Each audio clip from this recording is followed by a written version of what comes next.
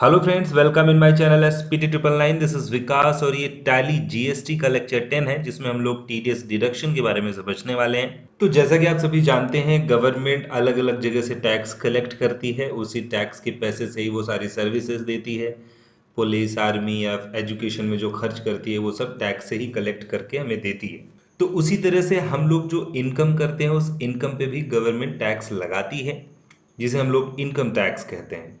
तो income tax के अपने स्लैब हैं। जैसे अगर आप 2.5 लाख तक की इनकम कर रहे हैं पूरे साल में, ध्यान रखिएगा ये पूरे साल का है। एक साल में अगर आप 2.5 लाख की इनकम करते हैं तो उस पर कोई टैक्स नहीं है। अगर 2.5 लाख के ऊपर आपकी इनकम है तो 2.5 से 5 लाख के बीच में 5% का टैक्स है। लेकिन ये भी ध्यान रखिएगा कि 2.5 से 5 के बीच में जो टैक्स है 5%, वो 2.5 लाख के ऊपर जितनी इनकम है उस पर लगेगा। यानी अगर आपकी इनकम 4 लाख है तो उसमें से 2.5 लाख हटा दिया जाएगा और जो 1.5 लाख बचेगा उस पे 5% का टैक्स लगेगा, ना कि पूरे 4 लाख पे। क्योंकि 2.5 लाख तो एग्जेम्पशन लिमिट में आता है ना, कि इतना तो एग्जेम्पशन है कि इतने में टैक्स नहीं लगना, उसके ऊपर जो इनकम हुई है उस पे 5% लगेगा। और ऐसे ही 5 से 10 के बीच में जो है उस पर 20% लगेगा, और 10 लाख के ऊपर जो इनकम है उस पर 30% का इनकम टैक्स लगेगा। लेकिन ये जो इनकम टैक्स है ये तो साल के लास्ट में लगना होता है, बट गवर्नमेंट को तो हर रोज खर्चे करने होते हैं, सैलरीज देनी होती है हर महीने। तो गवर्नमेंट पूरे साल वेट नहीं करेगी सबका इनकम टैक्स कलेक्ट करने के लिए। तो इसलिए उन्होंने एक तरीका निकाला कि हम हर महीने या फिर जहां पे भी जिस टाइम पे इनकम हो रही है उस इनकम से हम उसी समय कुछ टैक्स काट लेते हैं। और इसी को उन्होंने नाम दिया टीडीएस। यानी टीडीएस क्या है? जहां पे आपकी इनकम हो रही है, जिस सोर्स से इनकम हो रही है, वहीं पे आपका टैक्स डिडक्ट हो जाता है तुरंत। ये एक इनकम टैक्स ही है। जो इनकम टैक्स हमें साल के लास्ट में देना है उसको यहाँ टुकड़ों में डिवाइड करके हर महीने या फिर जब भी इनकम हो रही है तब उसको डिडक्ट कर लिया जाता है।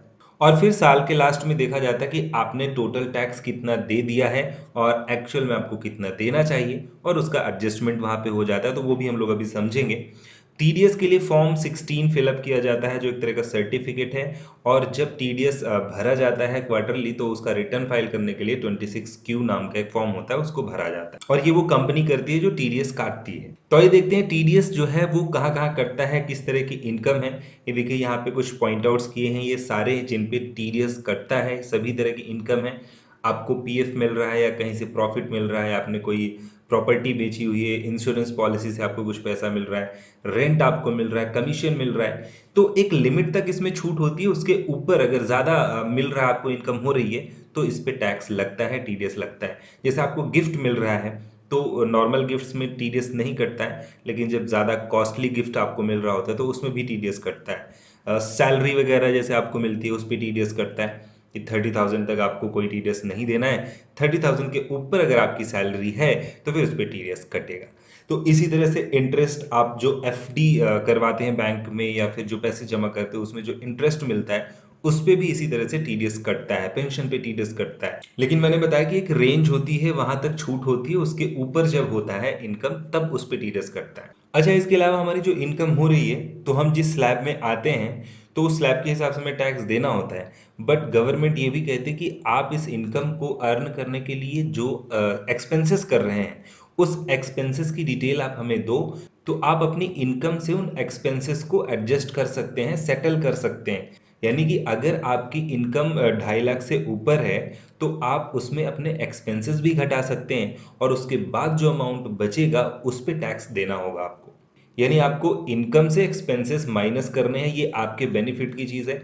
मान लीजिए आप 2,70,000 रुपये इनकम करते हैं साल में, और अगर आप इसमें देखें तो आप 5% वाले स्लैब में आएंगे क्योंकि 2.5 लाख से ज़्यादा की इनकम है।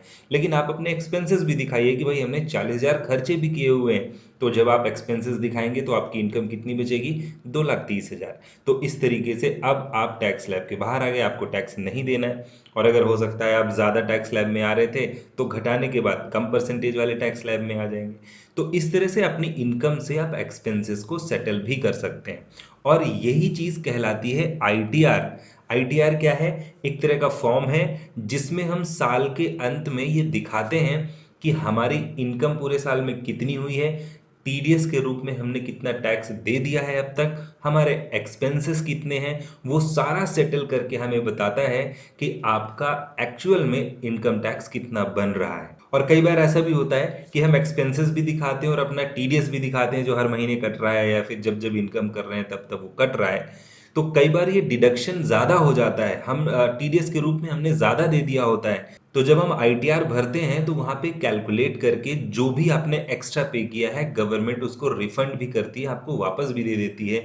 इसीलिए इसको इनकम टैक्स रिटर्न बोला जाता है कि अगर आपके ऊपर टैक्स बन रहा है एक्स्ट्रा तो आप पे करेंगे, और अगर आपने ज्यादा दे दिया है टैक्स के रूप में, टीडीएस के रूप में, तो आपको इनकम टैक्स वो वापस भी मिल जाता है। लेकिन ये सारी डिटेल आपको आईटीआर में भरनी होती है साल के लास्ट में। और आईटीआर के कई सारे फॉर्म होते हैं, सभी के लिए अलग अलग है। जैसे नॉर्मल जो इंडिविजुअल पर्सन्स हैं उनको आईटीआर 1 भरना होता है, 50 लाख तक की इनकम के लिए होता है। इसके ऊपर इसका एक्सटेंशन है आईटीआर 2, इस पे अलग अलग कंडीशंस हैं, उसके अकॉर्डिंग सबको अलग अलग भरना होता है। जैसे मान लीजिए आईटीआर 6 है, ये कंपनीज के लिए है जो कंपनी इनकम करती है, तो आईटीआर 6 फाइल करती है। या फिर मान लीजिए कोई रिसर्च सेंटर है, कोई चैरिटी ट्रस्ट है, या फिर कोई पॉलिटिकल पार्टीज हैं, तो वो आईटीआर 7 फाइल करते हैं। तो खैर ये आईटीआर था, इनकम टैक्स रिटर्न, जो कि टीडीएस और इससे रिलेटेड था। हमें तो हर एक ट्रांजेक्शन में जब भी इनकम हो रही होगी तो उसे टीडीएस काटना है। वो टैली में हम कैसे करेंगे वो देखते हैं। सो गाइज हम लोग आ चुके हैं टैली में, और जैसे कि हम जानते हैं टीडीएस बहुत सारी अलग अलग इनकम में डिडक्ट होता है।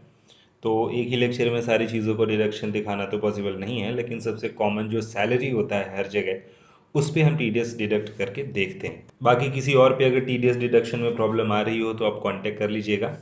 तो जैसे मान लीजिए कंपनी में मिस्टर ए हैं, उनको 32,000 रुपये सैलरी मिलती है, तो एज पर द रूल 10% का टीडीएस उनकी सैलरी से काटा जाएगा। तो टैली में हमें सबसे पहले टीडीएस ऑन करना होता है। F11 F3 शॉर्टकट की प्रेस करेंगे आप, वहाँ आपको enable tax deducted at source करके एक ऑप्शन मिलेगा, उसको आपको यस करना होगा। जब आप यस करेंगे तो आपकी कंपनी की सारी डिटेल यहाँ पे पूछेगा। तो सारी डिटेल फिलअप करने के बाद आपको ये 3 लेजर बनाने होंगे। टीडीएस ऑन सैलरी जो ड्यूटीज एंड टैक्सेस के अंदर में जाएगा, और वहाँ आपको टीडीएस के नाम का ऑप्शन मिलेगा, तो उस पर आप सेलेक्ट कर लीजिएगा। इसके अलावा मिस्टर ए आपको बनाना है और उसमें सन्डी क्रेडिटर उनको रखना है। और जब आप ये लेज़र बना रहे होंगे तो वहीं पे टीडीएस ऑन का ऑप्शन भी आता है, उसको आपको यस करना है। ये भी हम लोग स्टेप बाय स्टेप देखेंगे।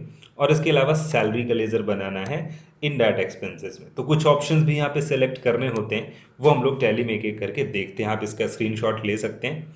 इतना करने के बाद आपको 3 अलग अलग एंट्रीज भी करनी है, तब जाके टीडीएस कंप्लीट होगा डिडक्शन उसका। तो 3 लेजर बनाने हैं और 3 एंट्री करनी है, तो ये ऑन करने के बाद तो वापस से चलते हैं टैली में। और यहाँ हमें सबसे पहले काम क्या करना है, F11 बटन प्रेस करनी है, फिर F3 प्रेस करना है, और उसके बाद यहाँ देखिए F11 F3 में ही है हम, टीडीएस का ऑप्शन हमें मिलेगा, इसको आप यस कर लीजिएगा। जैसे ही आप यस करके एंटर करेंगे, यहाँ कंपनी का एक टैन रजिस्ट्रेशन नंबर है, अकाउंट नंबर है, वो सारी डिटेल यहाँ से पूछेगा, आपको वो सारी डिटेल फिलअप करनी है। और अगर आप कहीं जॉब कर रहे हैं तो पहले से ये शायद चीज़ें फिलअप होंगी, आपको आगे बढ़ जाना है। और इसके बाद जब आप इसको यस करके कंप्लीट कर लेंगे तो यहाँ क्रिएट ऑप्शन पे जाइएगा, लेज़र को सेलेक्ट करिएगा, और यहाँ आपको 3 लेज़र बनाने हैं। तो सबसे पहले हम बनाते हैं टीडीएस ऑन सैलरी के नाम से एक लेज़र, ये जाएगा ड्यूटीज एंड टैक्सेस में। टीडीएस यहाँ से सेलेक्ट कर लीजिएगा। टीडीएस सेलेक्ट करने के बाद जब आप एंटर करेंगे तो यहाँ देखिए टीडीएस ऑन टेक्निकल सर्विसेज के नाम से पहले पड़ा हुआ है, यानी टीडीएस जो है टेक्निकल सर्विसेज पे डिडक्ट करने के लिए आपको ये बनाना होता है। हमें तो सैलरी पे बनाना है, इसलिए हम यहाँ ये जो क्रिएट ऑप्शन है इस पे क्लिक करेंगे। और क्रिएट ऑप्शन को सेलेक्ट करने के बाद हम एरो से भी कर सकते थे, एंटर कर लेंगे। यहाँ आपसे पूछेगा कि जो टीडीएस आप डिडक्ट कर रहे हैं वो किस चीज़ का है, तो हम फिर से लिख देते हैं टीडीएस ऑन सैलरी। और उसके बाद सेक्शन पूछता है, तो जैसे सैलरी के लिए जो सेक्शन है 192 है, और इसका जो कोड है मान लीजिए वो बी है, क्योंकि सैलरी में भी अलग अलग रेंज मैंने बताया था, तो अलग अलग कोड बन जाते हैं मल्टीपल। ऐसे टेक्निकल सर्विसेज के लिए अलग है, 197 है। हर तरह की इनकम के जो सेक्शंस हैं वो यहाँ पे अलग अलग होते हैं, तो वो आपको देना है। ओरिजिनल सॉफ्टवेयर में सारे सेक्शंस यहाँ आपको लिस्ट मिल जाएगी। ये एजुकेशनल वर्जन है, इस वजह से हम लोग को यहाँ लिखना पड़ रहा है। हम आगे बढ़ेंगे और यहाँ देखिए पैन नंबर के साथ देते हैं कि अगर पैन नंबर हो तो टीडीएस कितना कटेगा 10%। अगर पैन नंबर नहीं होता है तो टीडीएस 20% कटता है और पैन नंबर है तो टीडीएस 10% कटता है। इसके बाद थ्रेशोल्ड लिमिट क्या है, यानी टीडीएस जो कटता है उसका रूल के अकॉर्डिंग 30,000 के ऊपर कटता है। 30,000 तक कोई टीडीएस नहीं डिडक्ट होता है। तो थ्रेशोल्ड लिमिट आपको यहाँ देनी है 30,000। उसके बाद आपको एंटर कर देना है और ये लेज़र एक्सेप्ट करा दीजिए। तो ये पहला लेज़र आपका बन जाएगा। अब आपको दूसरा लेज़र बनाना है मिस्टर ए के नाम से और ये जाएंगे सन्ड्री क्रेडिटर में, आपके लेनदार हैं कंपनी के। यहाँ टीडीएस डिडक्टेबल में यस कर दीजिएगा। तो जैसे आप यस करेंगे आपसे पूछेगा ये कौन है, ये कंपनी है, रेजिडेंशियल है, नॉन रेजिडेंशियल है। ये देखिए सभी का टाइप अलग अलग होता है, कोई एनआरआई है, कोई कंपनी है। तो ये जो नॉर्मल इंडिविजुअल पर्सन्स होते हैं उनको हम लोग हमेशा इंडिविजुअल HUF रेजिडेंट में रखते हैं। ये नॉन रेजिडेंट वो लोग हैं, वो पर्सन्स हैं जो एनआरआई हैं, और ये हैं नॉर्मल पीपल्स के लिए, हम लोग के लिए। तो हम इसको यहाँ पे सेलेक्ट कर लेते हैं रेजिडेंट और इसके बाद एक्सेप्ट करा देते हैं। और उसके बाद हमें थर्ड एंट्री करनी होगी, सॉरी लेज़र बनाना होगा सैलरी का, और इसे हम रखेंगे इनडायरेक्ट एक्सपेंस में। और यहाँ आप टीडीएस पे एप्लीकेबल पे सेलेक्ट कर लीजिएगा। जैसे ही आप एप्लीकेबल सेलेक्ट करेंगे वो लेज़र जो आपने अभी बनाया था थोड़ी देर पहले, सेक्शन जिसमें दिया था टीडीएस ऑन सैलरी, वो यहाँ पे आ रहा होगा। अगर नहीं आ रहा है तो आपने कुछ गलती कर दी है, आ रहा है तो इसको सेलेक्ट करके आप आगे बढ़ जाइएगा। तो इस तरीके से हमने 3 लेज़र बनाए हुए हैं और जैसा कि मैंने बताया अब हमें 3 एंट्री करनी है। तो हम चलते हैं वाउचर्स में और वाउचर्स में जाके पहली एंट्री हम जनरल वाउचर में करेंगे, जिसमें हम ये दिखाएंगे कि हम सैलरी कितनी देने वाले हैं। तो हम सैलरी यहाँ पे 32,000 देने वाले हैं। किसको देने वाले हैं? मिस्टर ए को। तो देखिए यहाँ पे ये ऑटोमेटिक, अगर आपने सब कुछ सही होगा तो पहली एंट्री में ही इसका टीडीएस डिडक्ट करके सैलरी बता देगा कितनी बन रही है। लेकिन हमने कहा अभी डिडक्शन मत करो, अभी पूरा पेमेंट हम यहाँ पे दिखाएंगे, क्योंकि अभी हम पेमेंट नहीं कर रहे हैं, जनरल में सिर्फ एंट्री कर रहे हैं। तो हमने 32,000 रुपये यहाँ पे दिखा दिया। ये हो गई पहली एंट्री। अब जो दूसरी एंट्री होगी उसमें हम टीडीएस डिडक्ट करेंगे। तो इस बार मिस्टर ए को हम डेबिट करेंगे। देखिए मिस्टर ए को डेबिट किया, 32,000 रुपये यहाँ पे दिख रहा है।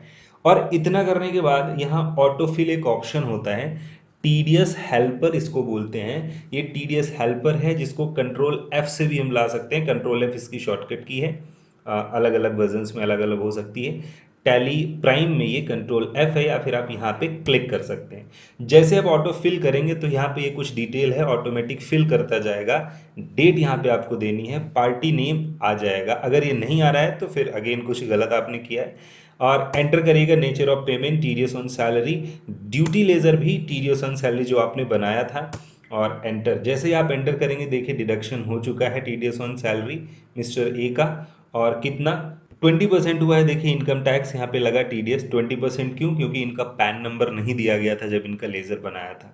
तो जब इनका लेज़र बनाया था उसमें पैन नंबर दिया होता तो 10% ही कटता। तो पैन नंबर नहीं था, 20% कट गया टीडीएस। इस एंट्री को भी हम करा देंगे एक्सेप्ट। ये हमारी हो गई दूसरी एंट्री।